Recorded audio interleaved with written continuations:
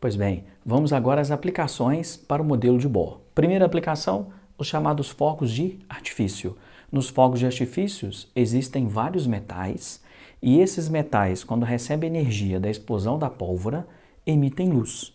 Como cada metal emite luz com uma frequência e um comprimento de onda específico, cada metal emite luz com uma cor também específica. Se quiser uma mistura de várias cores, tem que ter ali misturados vários metais. Então, seria uma aplicação importante os fogos de artifício. Outra aplicação, os espectros, né? Aí eu vou pensar nos espectros de emissão, que nós discutimos, né? E tem também os espectros de absorção.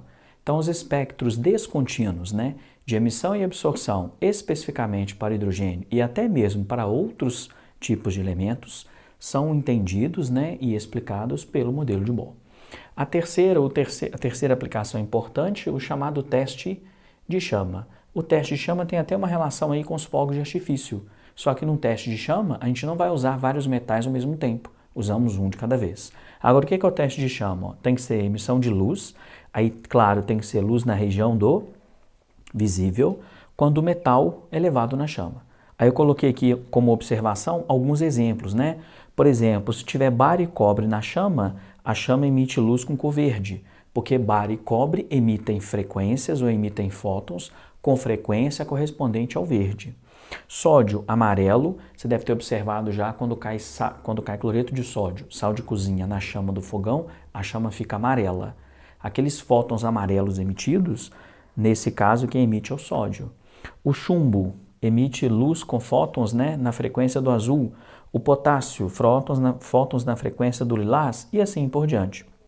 Você não tem que decorar todos os metais e saber todos os fótons. É bom você ter uma noção de alguns. Sódio é um que sempre aparece, já veio até na prova do Enem, e mais de uma vez, né?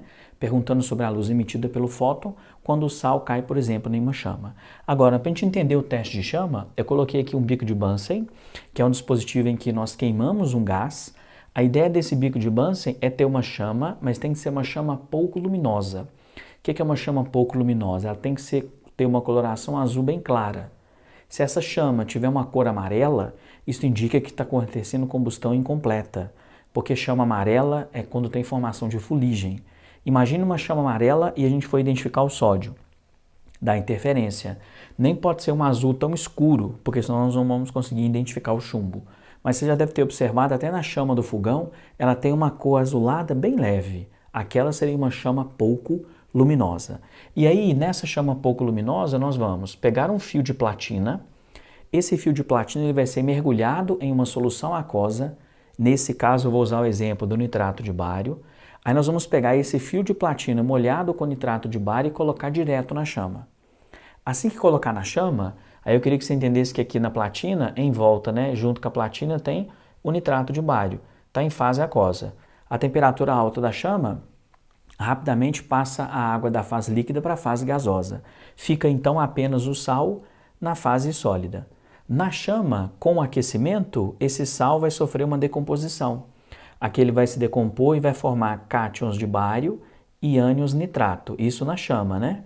Então formou cátions de bário e ânions de nitrato. Na própria chama, os cátions de bário capturam elétrons. Esses elétrons vêm da ionização das próprias moléculas no ar e das moléculas das espécies que estão na chama, já que a temperatura é muito alta. Como o cátion de bário captura elétrons, isso leva à formação do átomo neutro de bário. E aí, jovens, é o átomo neutro de bário, a espécie neutra, né, que emite luz. Quem emite luz não é o cátion de bário, é o átomo de bário no estado gasoso.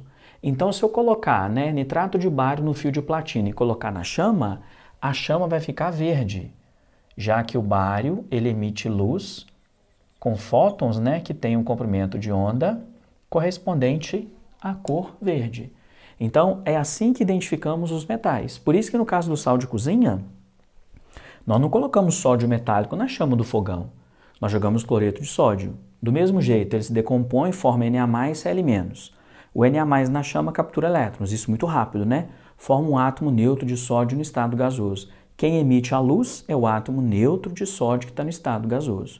Isso é importante porque, veja bem, se colocarmos um metal sólido na chama, ele começa a ser aquecido e aí ele começa inicialmente a emitir luz com cor vermelha, a chamada incandescência.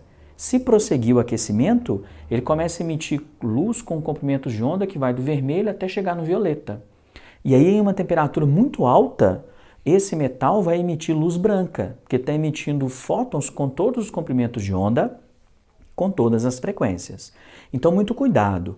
Quando aquece o material, nós vamos ver que também a aplicação do modelo de Bohr acontece a incandescência, que é a emissão de luz por aquecimento. Aqui não é incandescência, apesar de ser também um metal, só que tem uma diferença. Na incandescência, quem emite luz são os elétrons que estão naquela nuvem eletrônica, que a gente ainda vai discutir na aula de ligação química. Quando a gente propõe um modelo de ligação metálica, existe um mar de elétrons. Existem elétrons livres que se movimentam pelo material.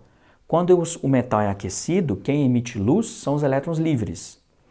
Veja, se os elétrons são livres, eles não estão submetidos à atração do núcleo. Então esses elétrons eles podem apresentar qualquer valor de energia. Então eles podem emitir luz com qualquer comprimento de onda. Por isso que pode emitir luz que varre todo o espectro visível. Agora, se aqui é um átomo neutro no estado gasoso e ele está emitindo luz, quem emite luz são os elétrons do bário que estão submetidos à atração do núcleo. Se o elétron é submetido à atração do núcleo, a energia para ele é quantizada. Se a energia é quantizada, algumas energias são possíveis. Algumas transições são observadas. O espectro seria um espectro descontínuo. Nesse caso, o que a gente consegue ver com maior intensidade é o fóton, que corresponde à cor vermelha. Então, muito cuidado. Quem emite luz, apesar de eu ter colocado aqui que nós levamos o metal na chama, você não coloca o metal sólido na chama para ver a cor que ele libera. Esse metal tem que vir na forma de um sal, porque aí a gente consegue ver como que o átomo neutro isolado do metal emite luz no teste de chama. Se você colocar o metal sólido, aí vai emitir luz. Mas aí o fenômeno seria o fenômeno da incandescência. Então já foi focos de artifício, espectros de emissão e absorção, teste de chama. Agora vamos discutir um pouco dos fenômenos que a gente consegue avaliar, né, que emitem luz. Entender a diferença entre incandescência, fluorescência e assim por diante.